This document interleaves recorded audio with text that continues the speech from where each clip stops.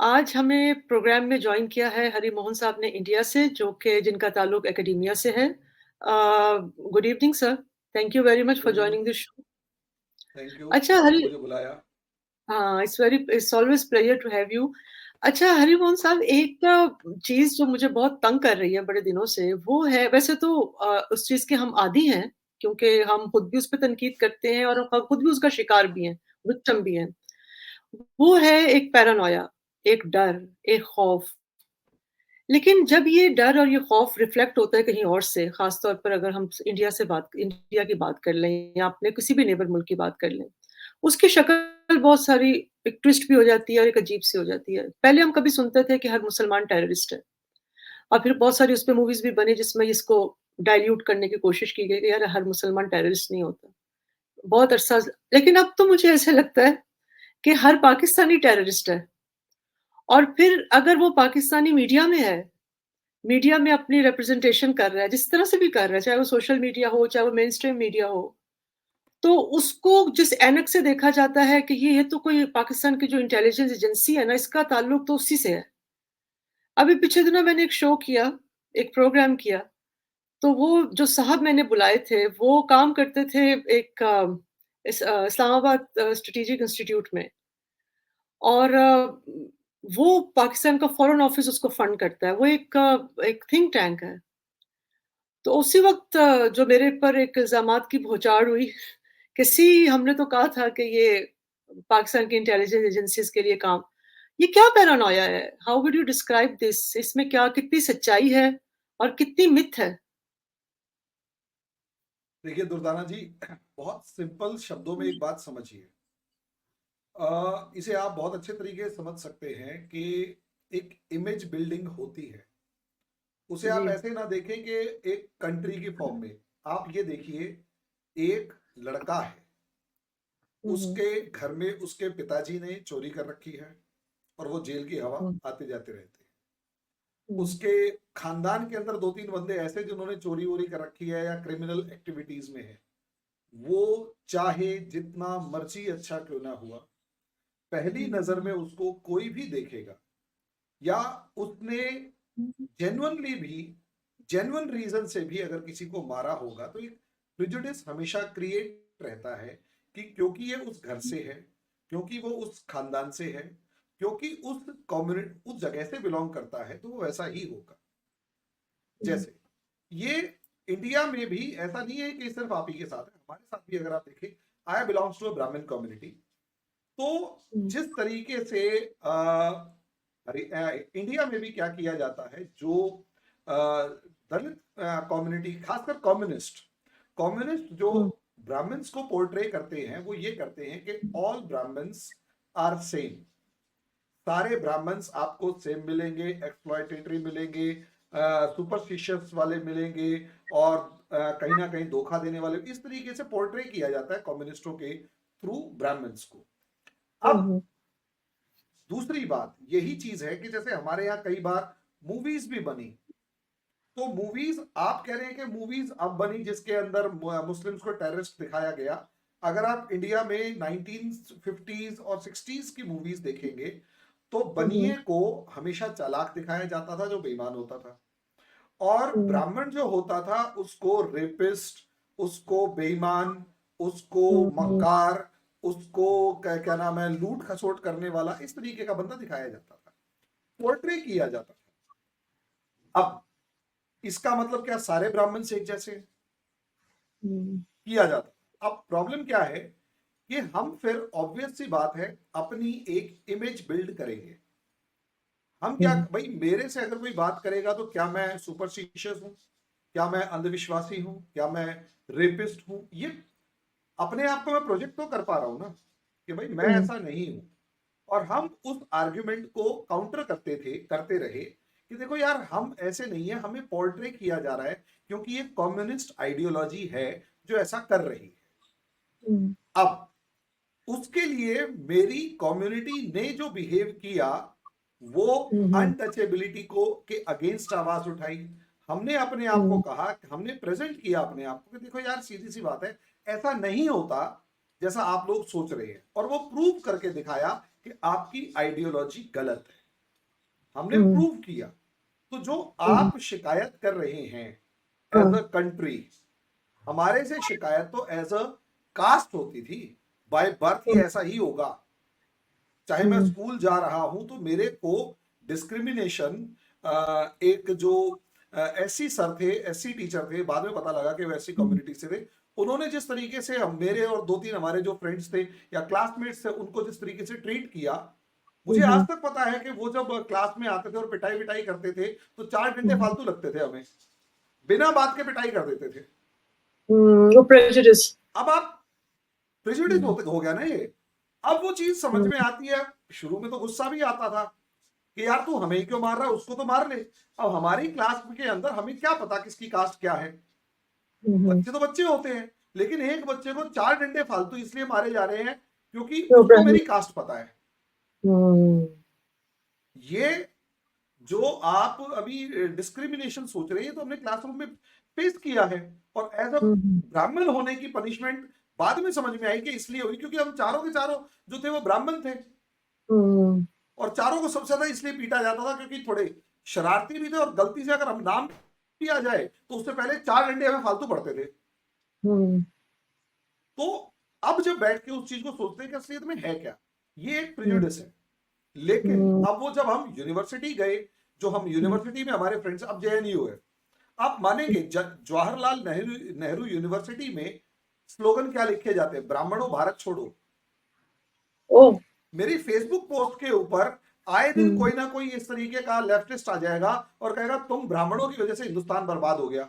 Very good, लेकिन हमारे अंदर एक टॉलरेंस तो है ना, हम उसको बड़े प्यार से जवाब देते हैं। एक मेरी फेसबुक पोस्ट पे आया, अब वो आके कहता है कि तुम ब्राह्मणों को भारत छोड़ के जाना पड़ेगा, तुम सिर्फ 3% हो और गेट लॉस्ट। मैंने कहा भाई आई एम रेडी, बता कहां जाना है, कि तू बता कौन सा इलाका चाहिए। मैंने कहा तेरा गांव कहां है, मैं उसके आसपास का 3% इलाका चाहता हूं, दे देगा। कहता नहीं वो तो मेरा गांव है। मैंने कहा बस तो फिर। काउंटर आर्ग्यूमेंट के लिए पेशेंसली हमें काम करना पड़ता है, अपनी इमेज बिल्डअप करनी पड़ती है। आज कम से कम ये वो जो नैरेटिव 1950s में 60s में कम्युनिस्टों ने और जो भी था उसने चलाया, वो आज के दिन बर्स्ट कर दिया। अब आपके ऊपर आ जाते हैं मैडम।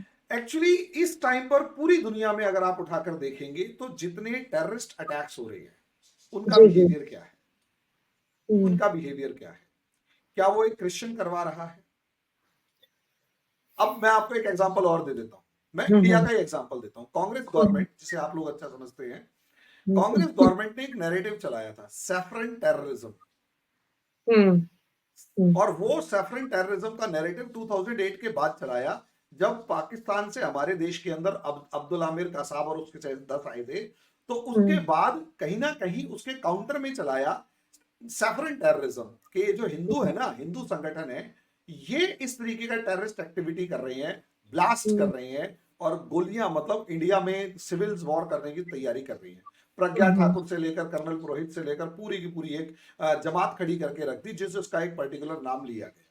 ठीक है, सवाल यह है उस सैफरन टेररिज्म को सपोर्ट करने के लिए कोई प्रूफ भी तो होनी चाहिए, कोई प्रूफ तो होनी चाहिए। उसे छोड़िए, प्रियंका चोपड़ा जो जानी मानी एक्ट्रेस है, उसने जिस क्वारंटाइन समथिंग कुछ एक सीरीज है, उसके अंदर ब्राह्मण को टेररिस्ट दिखाया है कि असलियत में वो जो तिलकधारी होते हैं ब्लास्ट वो करके और नाम किसी इस्लामिस्ट का लगा दिया।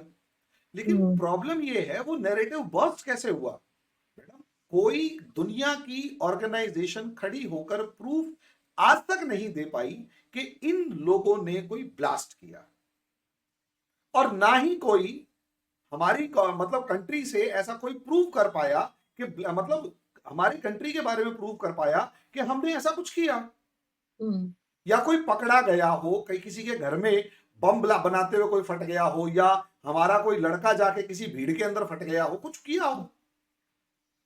तो एक नैरेटिव जो है ना मैडम, नैरेटिव को कहीं ना कहीं एक लेवल के बाद सबूत की जरूरत होती है, प्रूफ। तो प्रूफ कोई अगर नहीं है तो झूठ ज्यादा लंबे देर तक चल नहीं पाता, थोड़े टाइम तक तो शोर मचाता है, उसके बाद गायब हो जाता है धुएं के तरह। लेकिन अगर उसी चीज को अगर कोई हो रहा है काम, जैसे थाउजेंड्स ऑफ वीडियोस में आपको दिखा सकता हूं जिसके हुँ, अंदर शरिया लॉ लंदन में लगाने की बात कही जा रही है, हुँ, पेरिस के अंदर शरिया लॉ की बात की जा रही है, हुँ, लंदन के अंदर इतनी भीड़ आ चुकी है वो इस्लामिक कंट्रीज से, और आए दिन लोगों को पीट रहे हैं, मार हुँ, रहे हैं, ब्लास्ट कर रहे हैं। अब शार्ली हेब्दो वाला केस है, आपने कहा कि शार्ली हेब्दो गलत था, हम भी मानते हैं गलत था, लेकिन उनको बम ब्लास्ट करके उड़ाना या बंदूकों से उड़ा देना कौन सा ठीक था? चाकू वैसे ही है, लेके आप अल्लाह अकबर का नारा लगा के गर्दनें काटेंगे तो वो कौन सा ठीक है? वैसे ही है। किस तरीके से ठीक है? प्रॉब्लम हुँ, ये हुँ, है कि अल्टीमेटली, और देखिए जस्ट आज के दिन सोशल मीडिया का जमाना है, पहले जमाने में क्या होता था? पहले जमाने में होता हुँ, था कि लोग जो है ना वो हुँ, प्रूव, मतलब लोग जो है ढूंढते थे किसी तरीके से कि क्या नाम है, लोगों को प्रॉब्लम होती थी ढूंढने में, वो कनेक्ट नहीं कर पाते थे, और हुँ, लिखने बोलने पढ़ने का जो जो सबूत जो एक कॉपीराइट होता था वो एक बहुत हुँ, छोटे से सेक्शन के पास होता हुँ। था। लेकिन आज जमाना एक है सोशल मीडिया सोशल का, मीडिया लास्ट मैडम, जी। आज सोशल मीडिया का जमाना है। हुँ, सोशल हुँ, मीडिया में किसने कब कहा क्या कहा वो ऑन रिकॉर्ड वीडियो के साथ मौजूद है, और लोग कंपेयर करके वीडियो डालते हैं कि जी, ऐसे आपने ही है। उस टाइम ये कहा था, अब ये कहा। और बाढ़ जो आई हुई है ना इस टाइम उन हुँ, वीडियोस की, उनको, और जिस तरीके से मौलानाज के वीडियोस की आई हुई है, देखिए प्रॉब्लम समझिए, हुँ, मौलाना का वीडियो ये बता रहा है, चाहे वो जाकिर हुँ, नाइक हो गया, चाहे आपके वहां एक मौलाना है सफेद दाढ़ी वाले, मुझे नाम याद नहीं है, हुँ, वो जिस तरीके से हुरों को ग्लोरीफाई कर रही हैं, जिस तरीके हुँ, से मल्टीपल पॉलीगैमी को वो जस्टिफाई कर रही हैं, जिस तरीके से हुँ, काफिर को मारने की बात करने को जस्टिफाई कर रहे हैं, वायलेंस को हुँ, जस्टिफाई कर रहे हैं, मैडम हो क्या रहा है असलियत में हुँ, कि आइडियोलॉजिकल बेस तो लोगों को समझ में आ गया कि रिलीजन के अंदर है, कुरान में क्या लिखा है लोगों को खुद ही नहीं पता। ऐसे ही है, अब बिल्कुल लिखा आप है नहीं लिखा मुझे नहीं पता, लेकिन हुँ, जो मौलाना कह रहा है, जो ये दावा कर रहा है कि ऐसे आई ही है। Am the scholar of Islam, हाँ, वो हाँ। वही बातें कर रहे हैं जो सड़क के ऊपर हमें दिखाई दे रही हैं। अब हुँ, उसकी वजह से क्या होगा कि अच्छा इंसान भी होगा, वो जितना मर्जी कह ले कि मैं ऐसा नहीं हूं, हुँ, हुँ, और हुँ, बहुत सी हुँ, बार ऐसा हुआ है मैडम कि उसने कहा कि हाँ मैं ऐसा नहीं हूं, और वो वैसा हुँ, ही निकला जब जरूरत पड़ी, जैसा का उसको उसके बारे में सोचा गया था। तो हुँ, ऐसे बहुत सारे एग्जाम्पल्स हैं, और यही रीजन है कि आज के दिन जो आप देख रहे हैं वो रिएक्शन है, जो अब तक हुँ, सोशल मीडिया से पहले दबा दिया जाता था, लीपापोती कर दी जाती थी, अब तो वो रिएक्शन की फॉर्म में दिखाई दे रहा है। अगर वो सिर्फ इंडिया में होता ना तो हम मान लेते, अरे मैडम हुँ। वो हो रहा है यूरोप में, और यूरोप उस चीज को जो जस्टिफाई कर रहा है ना, वो सबसे लेकिन ज्यादा खतरनाक है। यूरोप में जब व्हाइट सुपरमासिज़्म मासिस्ट पैदा होते हैं, आपको याद होगा कि न्यूज़ीलैंड में किस तरह से एक बंदे ने एक दफ़ा आपको याद है मस्जिद में जाकर उसने लाइव स्ट्रीमिंग भी की थी फ़ेसबुक के ऊपर, उसने बहुत सारे लोगों को मारा भी था। इस तरह आजकल भी इंग्लैंड में इस्लामोफ़ोबिया बहुत फैला हुआ है, बहुत सारी खबरें आ रही हैं क्योंकि वहाँ भी मतलब वो वहाँ भी एक वेव चली थी, हर जगह पे चलती है कि भई हमारे यहाँ माइग्रेंट्स आ गए हुए हैं और वो हमारी एक नस्ल जो है उसमें एक मतलब मर्ज होने की कोशिश कर रहे हैं और we want our own country to be clean of all these interventions जो बाहर से आई हैं, वो तो चले वहाँ लेकिन मैं अगर पाकिस्तान इंडिया की ख़ास तौर पे अगर आपसे बात करूँ, तो हम लोग हर वक़्त कंपैरिज़न में क्यों पड़े होते हैं? मतलब मैं एक बड़ी चीज़ मुझे हैरान करती है जो कि शायद मैं स आपसे समझना चाहती हूँ कि अभी जो बिल गेट्स गए हुए हैं उड़ीसा में उन्होंने चाय पी है किसी ढाबे पर शायद और उनकी वीडियो वायरल हुई है। लेकिन ऑल ऑफ अ सडन उसको किसी भी कॉनोटेशन में देखा नहीं गया। एक ही कॉनोटेशन में देखा जा रहा है और वो ये है कि क्या बिल गेट्स पाकिस्तान में चाय ढाबे के ऊपर खड़े होकर इस तरह से चाय पी सकता है? या नहीं पी सकता। और मुझे इतने बल्कि कुछ मेरे फ्रेंड्स हैं जिन्होंने कहा यार इस पे तो बड़ी फौरी तौर पर जो है ना वो वीलॉग हो सकता है और धज्जियाँ उड़ा देनी चाहिए अपने मुल्क की कि यहाँ तो साले हम ये भी नहीं, I'm सॉरी आप लैंग्वेज यूज़ कर रही हूँ, यहाँ तो हम ये खड़े भी नहीं हो सकते, यहाँ तो हम बात नहीं कर सकते यहाँ। तो ये फिनोमिनन जो है एज़ ए एकेडमियन आप ज़रा थोड़ा-सा मुझे बताएँ कि हम खुद ही अपने मुल्क को हर वक़्त डिग्रेड करते रहते हैं या वाक़ई एक वो जो आप कह रहे हैं कि एक नैरेटिव बिल्डिंग की या ये नैरेटिव से ही ठीक हो सकता है या there has to be something real और ये है क्या? क्यों हम इंडिया के साथ हर वक़्त कंपैरिज़न में होते हैं पाकिस्तानी और मतलब इट्स फौरी तौर पर चलता शुरू हो जाता है ये।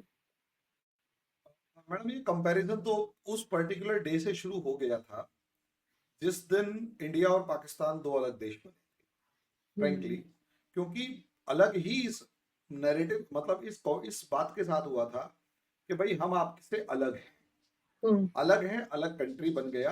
तो ऑब्वियस सी बात है, एक आपकी कंट्री प्रूव करने पर तुली हुई है कि वो जो टू नेशन सिस्टम था वो ठीक था, टू नेशन थ्योरी थी, ठीक थी। और हमारी कंट्री ऑब्वियस सी बात है उस टू नेशन थ्योरी के आज भी पेनफुल मानती है कि वो गलत है। एक बेसिक थॉट ये है। तो जब एक बेसिक थॉट ही हमारा एक डिफरेंट हो गया, तो असलियत में जो भी कंपैरिजन होता है उसका रूट लेवल यही होता है कि आप ये प्रूव करने पर लगे हुए हैं, और क्या ये प्रूव कर पा रहे हैं कि अलग होने के बाद आप जो आज कहां खड़े हैं, और हम ये प्रूव करने पर तुले हुए हैं कि आज अगर आप हमारे साथ होते तो कहां होते। खैर उस चीज पर मैं ओके, नहीं जा रहा, लेकिन ये आई एक अंडरस्टैंड। रियलिटी है, कंपटीशन। और दूसरा, competition is human nature, it's a human nature. और ऐसा नहीं है कि इंडिया पहले पाकिस्तान के साथ कंपटीशन नहीं करता था, हाँ करता था। कि पहले पाकिस्तान ने अगर F-16 ले लिया तो हमारे ऊपर दबाव है कि हम सुखोई 30 लेके आए। फिर पाकिस्तान के पास अगर पैटर्न टैंक आ रहे हैं तो हम भी अपना आर्सेनल बढ़ाएं। फिर पाकिस्तान अगर चाइना और अमेरिका से दोस्ती कर रहा है तो हमारे पास हमारे ऊपर दबाव है कि हम भी अपने फ्रेंड्स बढ़ाएं। पाकिस्तान अगर आर्मी बढ़ा रहा है तो हम भी अपनी आर्मी बढ़ाएं। वहां इंडस्ट्रीज लग रही हैं तो हम इंडस्ट्रीज लगाएं। हमने अगर न्यूक्लियर टेस्ट किया तो पाकिस्तान भी कह रहा है कि हम न्यूक्लियर टेस्ट करें। तो ये कंपटीशन तो मुझे पहले दिन से नजर आ रहा है। अब क्या हो रहा है, अब ये हो रहा है कि एक जो डिवीजन, एक जो डिफरेंस क्रिएट हो चुका है इंडिया और पाकिस्तान के बीच में, दैट इज ह्यूज। वो इकोनॉमिक टर्म्स से लेकर, वो मिलिट्री टर्म्स से लेकर, वो जियोपॉलिटिकल स्ट्रेंथ की टर्म्स से लेकर, चारों तरफ वो इतना जबरदस्त गैप है कि अब इंडिया के अंदर पाकिस्तान को एज एन एंटरटेनमेंट देखा जाता है। जैसे कई बार होता है ना कि अच्छा वहां ऐसा चल रहा है कि आटे की बोरी के लिए लड़ रहे हैं, लेकिन पढ़ा लिखा और हर कोई यूथ चाइना की बात कर रहा है कि वेयर इज चाइना। हमारे लिए वेस्ट इतना बड़ा इशू नहीं है जितना बड़ा इशू नॉर्थ और चाइना। नॉर्थ ईस्ट है, चाइना। हमारे लिए वो बड़ा इशू है, हमारे लिए तिब्बत बड़ा इशू है। आज आप यकीन मानिए, common human being, common Indian जो है, उसको पीओके की इतनी टेंशन नहीं है जितनी टेंशन उसे, या जितना टार्क, जितना एक डिस्कशन उसके लिए तिब्बत और ताइवान है। हमें पाकिस्तान के बारे में, इकोनॉमिक ग्रोथ के बारे में क्या डिस्कस करें, हमें तो अपना ग्रोथ रेट का कंपैरिजन चाइना के साथ करना है कि इस बार इस क्वार्टर के अंदर, थर्ड क्वार्टर में इंडिया का जो ग्रोथ था वो 8.4 समथिंग कुछ रहा, पॉइंट रहा परसेंटेज के हिसाब से, और चाइना जो है वो 4.3% के हिसाब से है। तो हमारे लिए ये कंसर्न है। तो कंपैरिजन तो होगा, लेकिन आपके यहां जो कंपैरिजन है वो कंपैरिजन नहीं है, वो असलियत में एक इंट्रोस्पेक्शन करने की कोशिश है कॉमन मासेस के लेवल पर कि यार हम पीछे क्यों रह गए। ये जो लोग कह रहे हैं ना अपने आप को क्रिटिसाइज करना, वो एक तरीके का इंट्रोस्पेक्शन है कि यार हम पीछे क्यों रह गए। और अपने आप से सवाल पूछने की बात है, और ये बिल्कुल एक कंट्री अपने आप से सवाल पूछती है कि यार ये बिल्कुल ऐसा ही है कि मेरा कॉम्पिटिटर अगर कुछ कर गया तो मैं भी तो अपने आप से सवाल पूछूंगा ना कि मैं कहां खड़ा होता अगर मैं यहां होता। तो वही चीज आपकी कंट्री पूछ रही है कि क्या बिल गेट्स हमारी कंट्री में आता तो क्या चाय की टपरी पे बैठ कर सवाल पूछ रहा होता। लेकिन होता क्या है मैडम, आपकी कंट्री की जो सरमाएदार है, हेड ऑफ द स्टेट्स है, उनके ऊपर क्वेश्चन मार्क लगता है। उनके ऊपर ये क्वेश्चन मार्क लगता है सबसे मेन कि मैडम वो लोग क्या पाकिस्तान के लिए इतना सीरियसली सोच रहे हैं। और मैं कई बार आपके चैनल्स पर आके कह चुका हूं, अपने चैनल पर भी कहता हूं कि मैं बड़ा खुश हूं, भले ही इमरान खान मुझे एक इडियोटिक टाइप पर्सनालिटी लगता है, लेकिन उसने अनजाने में सही एक बढ़िया काम कर दिया, रेवोल्यूशन की आग लगा दी। और ये जो रेवोल्यूशन की आग है, ये अब कहीं ना कहीं कंपैरिजन के साथ है, जो पॉजिटिव अप्रोच को लेके आ रही, चाहे बहुत माइक्रोस्कोपी की सही, ऐसी एक कम्युनिटी खड़ी हो रही है पाकिस्तान में जो इंडिया से वो नफरत की जगह पीछे छूट जाने का गम रखती है। और ये इंट्रोस्पेक्शन आपको अगले कुछ साल बाद पे करेगा, लेकिन साल और डिकेड्स लगेंगे। हाँ ये जरूर है कि आने वाला जो टाइम है वो ऑटोमेशन का है, उसमें उस प्रोग्रेस को पकड़ पाना थोड़ा सा चैलेंजिंग होगा, वो एक फिर कभी डिस्कस किया जाएगा। लेकिन हाँ, ये पॉजिटिव चीज है, इसे नेगेटिव मत देखिएगा। और रही बात, देखिए मैडम, क्रिटिसिज्म जब आम आदमी करता है ना, तो उसका बेसलेस तो होता है, वो हर किसी को एक यार्ड स्टिक से तौलता है। पढ़े लिखे बंदा अगर होगा, वो अगर मिसबिहेव कर रहा हो, तो जैसे मेरे ऊपर कई बार एलिगेशन, मेरे पोस्ट भरी पड़ी रहती है कि तू तो क्या नाम है आईएसआई एजेंट के साथ बात करता है, ये करता है, वो करता है। मैं ओपनली कहता हूं, अगर मैं दुर्दाना जी या किसी भी पाकिस्तानी के साथ बात कर रहा हूं, तो इतना पक्का है कि भाई वो कम से कम एंटी इंडिया बात नहीं करने दूंगा, ओपन कहता हूं। और एंटी इंडिया बात करेंगे तो जवाब सुनेंगे। ऐसे ही है। लेकिन अगर मैं होऊंगा ही नहीं, अगर मैडम आपके यहाँ या कोई भी पाकिस्तानी कोई बात कर रहा है और मैं वहां हूं ही नहीं, या मेरे जैसा कोई नहीं है, तो आपको काउंटर करने के लिए कोई होगा ही नहीं। हो तो गई कम नहीं, से सही कम बात। बात करके मैं इंडिया की एक इमेज ढंग से तो रख पाऊंगा ना। तो हर तरीके के बंदे हैं। तो मुझे ऐसा लगता है कि जो सही है उसके लिए करना ज्यादा ठीक है। और पाकिस्तान के मामले में इस चीज में मैं एक पॉजिटिव अप्रोच तो रखता हूं कि हाँ, रिफॉर्म्स होंगे, अगले 20-30 साल लगेंगे, लगते हैं। Madam, American revolution Boston T party से शुरू हुआ था। बॉस्टन टी पार्टी शुरू किसने की थी? Samuel Adams. कौन था? एक स्मगलर था, पीटर ट्रुथ स्मगलर था। मैडम, फ्रेंच रेवोल्यूशन किसकी वजह से शुरू हुआ था? बेवकूफ की वजह से शुरू हुआ था। लिटरली एक बेवकूफ लुई 16 की वजह से शुरू हुआ। आप कोई सा रेवोल्यूशन उठाकर देख लीजिए, कुछ बेवकूफों की वजह से शुरू हुए, लेकिन उसने रिफॉर्म, क्योंकि रिफॉर्म अंदर लोगों के दिलों में चल रहा होता है, वही आपके दिलों में अब चल रहा है। देखते हैं अच्छा, धीरे धीरे। यस। आखिरी सवाल बस मैंने आपसे पूछना है। अभी आपकी बातों से और फिर जब मैं मीडिया में ये सारी चीजें देख रही होती हूँ और जिस बारीक बीनी के साथ चीजों को, वो कहते हैं ना कि उसके थ्रेड्स निकाले जाते हैं और देखा जाता है, उसको फिल्टर किया जाता है, चीजों को जांचा जाता है, तो कहीं ना कहीं ऐसे लगता है कि क्या ये इंडिया के इंटरेस्ट में है कि पाकिस्तान जो है वो फेल हो जाए बिल्कुल ही। और मतलब क्योंकि ये जो आइडिया ऑफ पाकिस्तान है, इसका फेल होना किसी तौर भी क्या पाकिस्तान के, क्योंकि हमारे ड्रामों को भी देखा जाता है, उनके ऊपर तनकीद की जाती है। अभी मैं एक यूट्यूब चैनल देख रही, मतलब एक प्रोग्राम देख रही थी उसके ऊपर, और उसमें एक अफगानी खातून को बिठाकर, और मुझे तो समझ नहीं आती, जिसने यहाँ तरबियत पाई, पढ़ी लिखी वो खातून, पाकिस्तान में इतना कुछ हासिल किया, और जिस अमेरिका ने उनकी ईंट से ईंट बजा दी, सिर्फ 20 साल नहीं, 40 साल ईंट से ईंट बजाई। ऐसा ही है ना?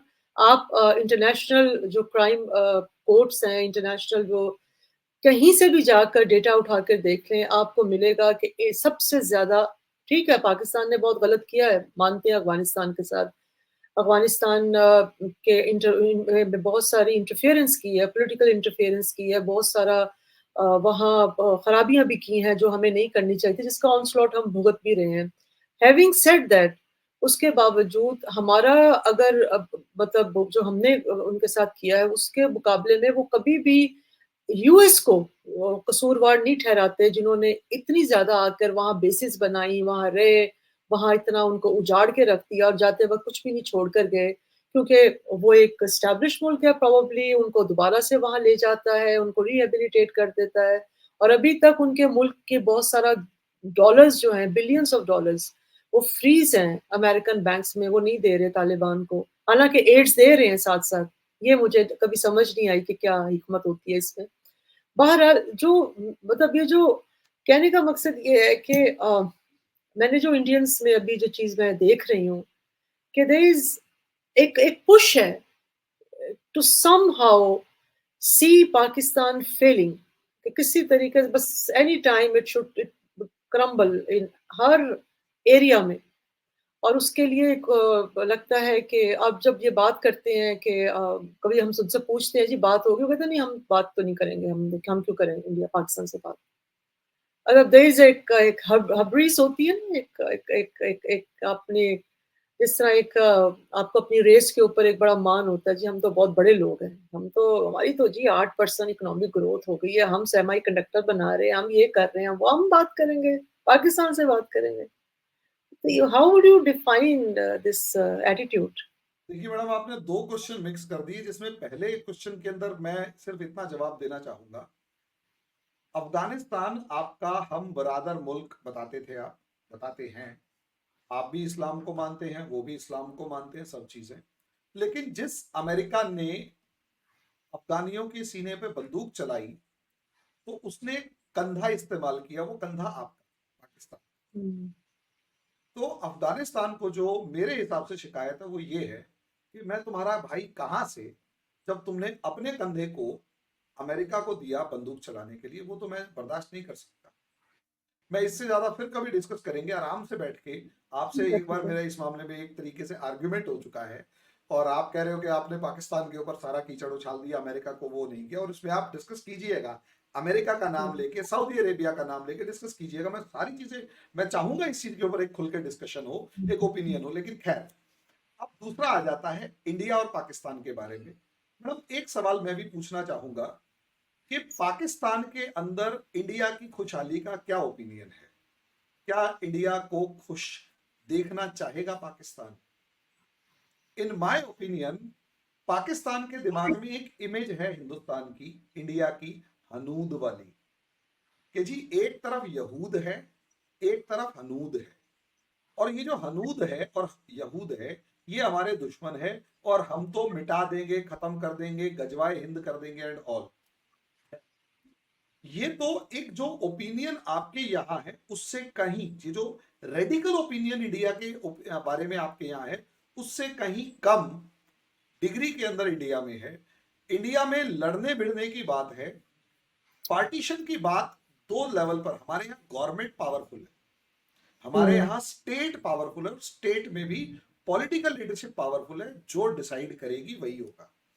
अब दो चीजें, अगर बिटर ट्रुथ मैं अपने जितने आर्मी मेंस वगैरह से पूछता हूँ, वो ओपन है कि जितनों से बातचीत होती है, एक हमेशा से ओपिनियन रहा कांग्रेस गवर्नमेंट में खासकर, कि पाकिस्तान अगर डिस्टेबलाइज हो गया तो इंडिया के ऊपर बहुत तगड़े रिपरकेशंस आएंगे, जो इंडिया बर्दाश्त नहीं कर पाएगा।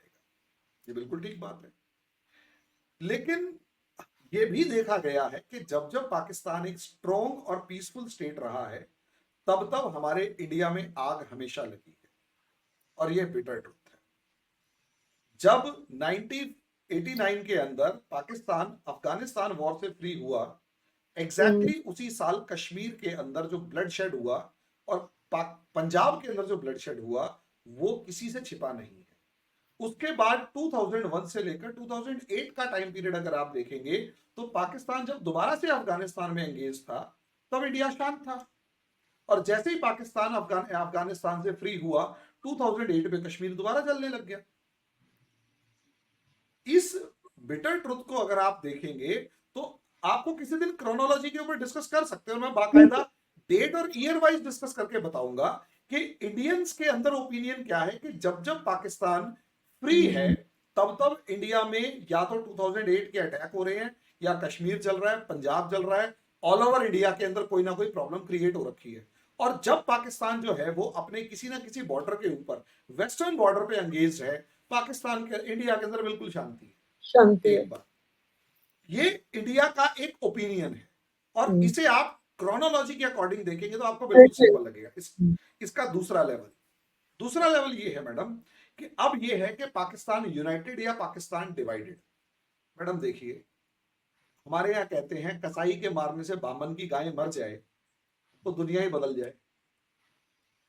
किसी पड़ोसी के चाहने से किसी की बर्बादी नहीं होती, जब तक अपने ही घर में उसे बर्बाद करने के लिए ना बैठे हुए। हमारे चाहने ना चाहने से क्या होता है, मुझे सिर्फ इतना बताइए।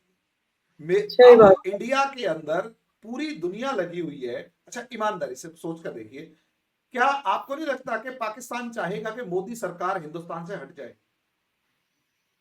और राहुल गांधी या कोई ऐसी सरकार आ जाए जो आपको याद है अभी मैं हम लोग थोड़ा इसको जैसे अब बात की थी, थोड़ा रैप अप जल्दी करेंगे। आपको याद है इमरान खान ने जब सेकंड टर्म पे मोदी सरकार, मोदी की मतलब जब आपके इलेक्शन हो रहे थे, पिछले इलेक्शन हो रहे थे, तो इमरान खान ने ये इजहार किया था कि मोदी आए, और पाकिस्तान में उनको बड़ी तनकीद भी हुई थी। ऐसी बात नहीं है हमारे यहाँ, ये आप बेशक देख लीजिएगा उनकी ट्वीट्स भी, और इसमें बहुत 2018 में तो कहा था छोटा आदमी। हाँ, वो छोटे आदमी को ही कहा था कि ये दोबारा आएगा। बहरहाल वो छोटे आदमी ने शायद अभी फ़ोन नहीं किया होगा उनको। जो भी है वहाँ भी एक अदा का मसला है, वो फ़ोन नहीं किसी किया दिन होगा। डिस्कस इस पे भी करेंगे कि चलिए अल्टीमेटली ये जो गवर्नमेंट है, ये इसकी हाँ, पॉलिसी क्या है और ये करते कैसे हैं? और करती है। लोगों को समझ में नहीं आता और जब तक समझ में आता हो चुका होता काम। होता है। Thank you so much Harimohan साहब, आपको पता ही है थोड़ा-सा अभी हमने इसको जल्दी रैप अप करना हाँ, है। इट बिल्कुल वाज़ कोई सब प्रॉब्लम नहीं है। बेसिकली बेसिक जो मेरा मकसद था वो ये जो पैरानोया है विज़-अ-विज़ पाकिस्तानी विज़-अ-विज़ पाकिस्तान ख़ास तौर पे जो लोग मीडिया में भी आते हैं और उस तरह से भी है। और फिर टेररिज़्म के हवाले से हर एक को टेररिस्ट की तरफ नज़र से देखना कि यार ये वो इतना ज़्यादा होता जा रहा है कई दफ़ा के इवन देखिए जो एक मैंने लास्ट लाइन सुना में बताऊँगा, हुँ, लास्ट लाइन। हुँ, देखिए अगर मेरी एज़ अ पर्सन इमेज खराब है ना, तो हुँ, एज़ अ पर्सन ही मैं सुधार सकता हूँ। हुँ।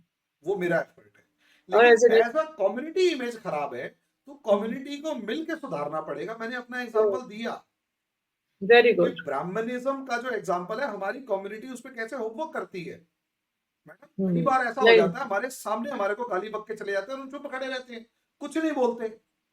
आप सोचकर देखिए यूनिवर्सिटी के दीवार पर लिखा हुआ है, ब्राह्मणों भारत छोड़ो, और हम हँस के कहते हैं भाई बता दे कहाँ जाएँ, कूद जाएँ क्या? चल इंडियन ओशियन में कूद जाते हैं, अब बता। चले अब सामने नहीं वाले थैंक का वही टेम्पर डाउन हो जाता है। अब मैं उसको हुँ, बम थोड़ा ना फोड़ूँगा उसपे। इमेज थैंक यू अगर वेरी मच। कम्युनिटी ने बनाई है, तो उसे सही भी हुँ, कम्युनिटी करेगी। कम्युनिटी ने करना है। वेरी वेल सेड बात नहीं वाक़ई आपने बात बहुत अच्छी की। थैंक यू वेरी मच इंशाल्लाह फिर ने नेक्स्ट टाइम आपसे मुलाकात होगी। ओके, अस्सलाम वालेकुम। ज़रूर। Thank you.